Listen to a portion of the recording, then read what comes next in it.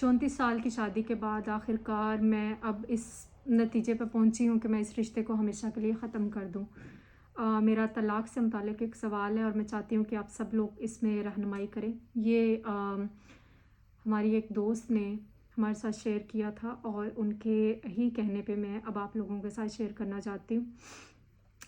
تو ان کی شادی کو 34 سال ہو گئے اور انہوں نے 34 سالوں میں اپنے ہسبینڈ کے بہت سارے ڈیفرنٹ رویوں کو بہت ہمت کے ساتھ برداشت کیا۔ اب ان کے بچے بڑے ہو گئے ہیں، شادی شدہ ہیں، لیکن ظاہر ہے وہ بار بار ان کو بہت زیادہ طعنے ملتے رہے ہیں ان کے ہسبینڈ کی طرف سے۔ ان کو ہمیشہ سے چیخو پکار اور ذہنی اذیت بہت زیادہ دی گئی ہے، اور مسئلے ان کی زندگی کے ایسے بھی تھے جن پر ان کے ہسبینڈ نے اس وقت اعتراض نہیں کیا، کیونکہ ظاہر ہے وہ اپنے میرڈ لائف میں کبھی بھی موجود ہی نہیں تھے۔ تو وہ اپنے گھر کی زندگی سے مطلب اپنی خاندانی زندگی سے ہمیشہ باہر ہی رہتے تھے، کیونکہ وہ اپنی لائف ہمیشہ جو ہے وہ جینا زیادہ ترجیح کر دیتے تھے۔ شادی کے پہلے دن سے ہی میرے شوہر نے کبھی میری مالی طور پر میرا ساتھ نہیں دیا۔ وہ ہمیشہ کہتے رہے ہیں کہ وہ ابھی ظاہر ہے دوسرے کنٹری سے موو ہوئے ہیں تو وہ میری ہیلپ نہیں کر سکتے، جب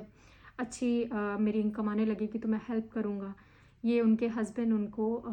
ریپیٹڈلی بار بار بولتے رہے ہیں،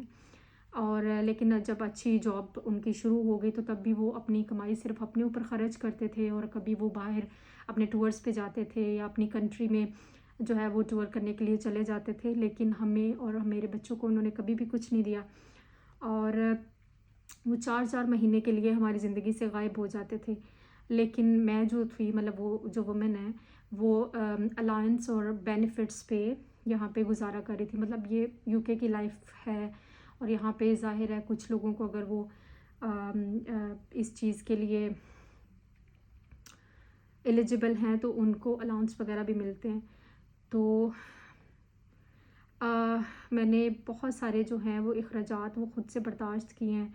اس کے علاوہ انہوں نے بتایا ہے کہ پوری شادی کے دوران گھر کی مالی ذمہ داری میں نے اکیلے ہی اٹھائی ہے۔ کئی بار ایسے بھی حالات آئے ہیں جہاں پہ مجھے اب کھانے پینے کے پیسے بھی نہیں ہوتے تھے اور بجلی کے بل کے لیے بھی پیسے نہیں ہوتے تھے، اور اس سب کے باوجود میں نے گھر اور شادی دونوں کو قائم رکھنے کے لیے بہت کوششیں کی ہیں اور بہت زیادہ انہوں نے اس کے لیے سیکریفائسز دیے ہیں۔ میری سب سے بڑی فکر جو ہے وہ مطلب ان کی اس وقت سب سے بڑی فکر جو ہے وہ گھر ہے۔ میں ابھی ان کا یہ دیا ہوا جو ایک پوسٹ ہے وہ ریڈ کر رہی ہوں۔ تو اس کا ڈپازٹ انہوں نے ادا کیا ہے گھر کا، اور جو ایکسٹینشن اور لافٹ کنورژن کے لیے پیسے تھے وہ بھی سارے انہوں نے دیے، مطلب جو ہماری فرینڈ نے دیے، جس سے گھر کی قیمت میں اضافہ ہوا۔ گھر کے اندر موجود ہر چیز میری کمائی سے ہے، خریدی گئی ہے، یہ وہ ہمیں بتا رہی ہیں۔ حقیقتاً ایسی کوئی چیز نہیں ہے جو کہہ سکیں کہ مطلب میرے ہسبینڈ نے لے کے اس گھر میں رکھی ہے۔ اب وہ ان کا کویسچن یہ ہے کہ کیا یہ مطلب پاسبل ہے کہ وہ گھر کے آدھے حصے کا دعویٰ کریں، ان کے جو ہسبینڈ ہیں وہ کر سکیں اگر وہ ڈیورس لیتی ہیں تو، حالانکہ انہوں نے کبھی بھی مالی طور پر ان کے ساتھ اتنا کم تعاون کیا ہے۔ اور وہ کہتی ہیں کہ مطلب یہاں پہ جو کورٹس ہیں وہ کس طرح سے ورک کرتی ہیں، ان کا کیا پوائنٹ آف ویو ہے، اور حالانکہ مطلب کیا میں کل کو اس چیز کو پروو کر سکتی ہوں کہ میں نے گھر کے اندر ہر چیز خود سے پے کی ہے، تو کیا یہ ایکسیپٹیبل ہوگا کورٹ کی طرف سے۔ اور آخر میں انہوں نے اپنے بارے میں بتایا کہ میں اب معذوری کا بھی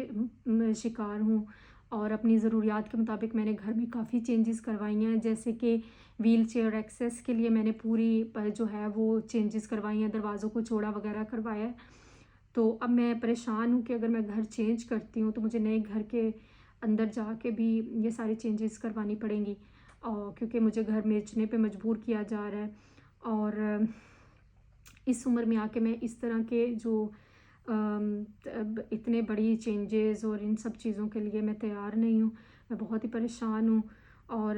ایک میرا حصہ یہ سوچتا ہے کہ مجھے گھر چھوڑ دینا چاہیے، مجھے گھر بیچ دینا چاہیے اور مجھے آگے موو آن ہونا کر چاہیے، لیکن دوسری طرف میں پریشان ہوں کہ میرے بچے بڑے ہو گئے ہیں، شادی شدہ ہیں، وہ سب اپنی اپنی زندگیوں میں مصروف ہیں، تو میں اکیلی ہوں خود کو اس عمر میں نئی زندگی کے لیے میں کمزور محسوس کرتی ہوں۔ تو اب وہ میری جو ہماری جاننے والی ہیں وہ چاہتی ہیں کہ ہم سب لوگ ان کو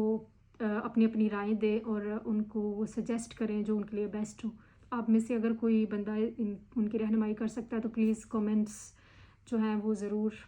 چھوڑیے گا، تاکہ ہم ان کی جس طریقے سے بھی مدد ہو سکے وہ کر سکیں۔